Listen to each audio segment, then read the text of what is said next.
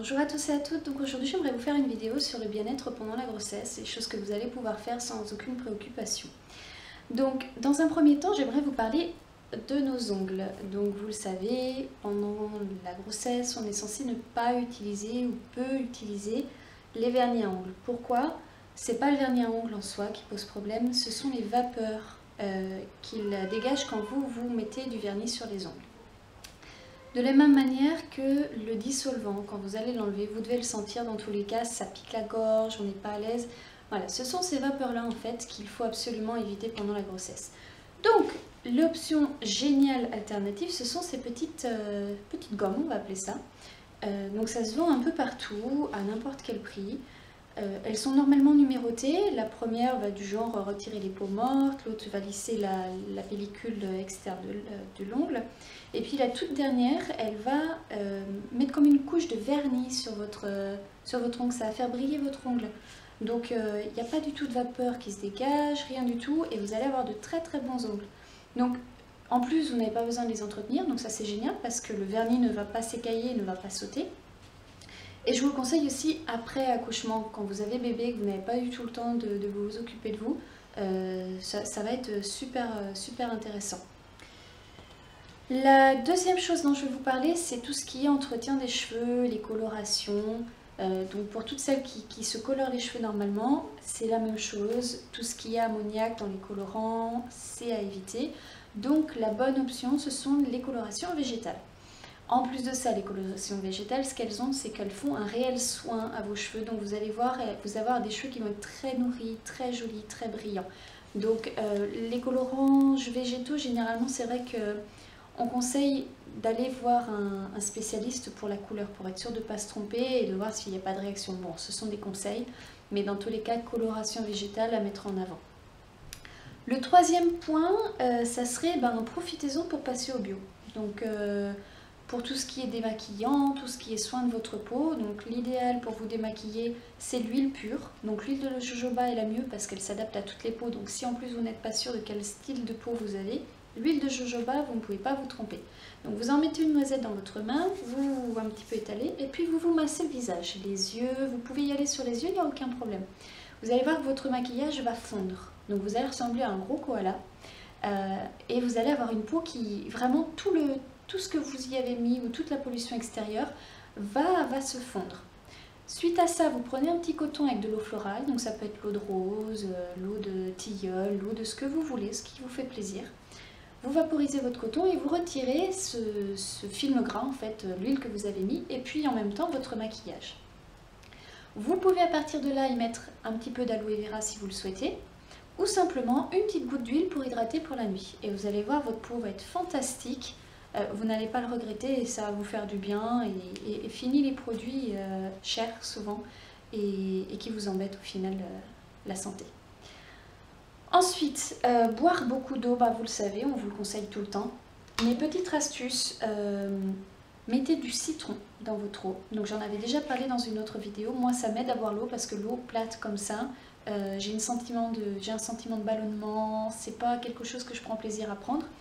Et la deuxième astuce, si vous avez un flacon, par exemple comme celui-ci, c'est un exemple banal, avec une paille. Parce que je ne sais pas pourquoi, mais quand je bois avec une paille, je bois beaucoup plus d'eau, des plus grandes quantités en fait. Et l'eau, ce qu'elle va faire, c'est qu'elle va aider à ne pas gonfler. Vous savez, tous les édèmes qu'on a quand on est enceinte, les jambes enflées, les mollets enflés, les chevilles. Bon, l'eau vraiment va aider à ne pas gonfler et si vous gonflez un petit peu, à dégonfler. Donc c'est très important. Ensuite, je vais vous parler de l'entretien de votre ventre, de votre poitrine, de vos cuisses, toutes ces zones vraiment qui vont s'étirer. La peau va s'étirer pendant la grossesse. Donc utilisez un maximum d'huile. Donc pour tout ce qui est torse et poitrine, l'huile de Bélis, donc l'huile de pâquerette, c'est l'idéal. Elle va tonifier un petit peu votre peau du torse, donc à utiliser avant, pendant et après sans problème. Et pour tout ce qui est cuisses et ventre, ça va être un mélange à part égale d'huile d'onagre, d'huile de macadamia, de germe de blé et de rose musquée. Donc moi je l'ai utilisé tout pendant ma grossesse, tous les jours, et je n'ai absolument pas de vergeture. Donc je trouve ça absolument génial, je vous le conseille 100%. Par contre, n'oubliez pas de continuer à l'utiliser après également. C'est-à-dire que si vous avez très bien pris soin de votre peau pendant la grossesse, ne veut pas dire que vous n'allez pas avoir de vergetures après, puisque ça peut être au moment où votre peau reprend sa place que la peau va se fissurer. Donc surtout pensez bien à l'hydrater également après l'accouchement. Donc ensuite, pour ce qui est du reste, donc l'entretien plutôt en interne de votre corps, donc j'en ai déjà parlé dans plein de vidéos, mais les jus de fruits et de légumes maison, donc c'est super important, auquel il faudra toujours ajouter un petit peu de gingembre pour tout ce qui est transit. Donc super important, vous ne voulez pas être constipé pendant votre grossesse et pourtant ça arrive encore très souvent. Donc pour ce qui est fruits en plus et légumes, c'est que ça va aider contre les carences que vous pourriez avoir pendant votre grossesse. La deuxième chose que je vais vous conseiller, c'est ce produit-là, enfin ce produit-là c'est une marque mais il y en a plein d'autres, c'est la chia. Donc la chia, c'est extraordinaire en termes d'énergie, de protéines, de fibres, de sodium, de calcium, de fer, de zinc, de magnésium, de sélénium, de ce que vous voulez, c'est extraordinaire. Donc moi j'en prenais régulièrement dans mon yaourt. Je prenais un yaourt simplement auquel j'ajoutais la chia, donc c'est 1 à 2 cuillerées à café, j'en prends toujours. C'est extra, c'est vraiment, ça va vous aider dans votre vitalité de tous les jours et ça aide également contre les carences. Pour les mamans qui ont des problèmes de dos pendant les grossesses, ça arrive quand même très souvent, ça dépend comment bébé est placé. L'idéal, vraiment, la solution pour moi miracle, c'est l'acupuncture. Ça vous passe les douleurs extraordinairement. Donc bon, il faut prendre rendez-vous à un acupuncteur, mais vous n'allez vraiment pas le regretter, ça soulage instantanément. Pour tout ce qui est exercice pendant la grossesse, le pilates pour femmes enceintes, donc la gymnastique douce, c'est vraiment très bien, surtout pour la préparation à l'accouchement, ça va vous aider dans la respiration.